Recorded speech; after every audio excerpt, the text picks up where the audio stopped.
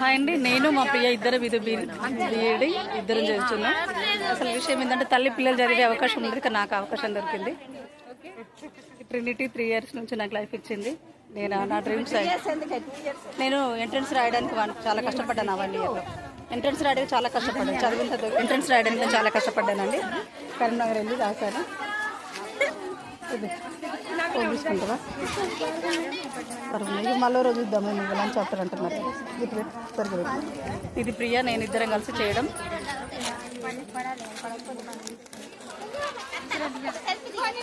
మా పెద్దమ్మాయితో పాటు degree exam రాశాను. హాయ్ హాయ్, ఈరోజు వేడుకలు లాస్ట్ ఎగ్జామ్స్ అయిపోయింది. ఫైనల్ డిగ్రీ అందరికీ హాయ్.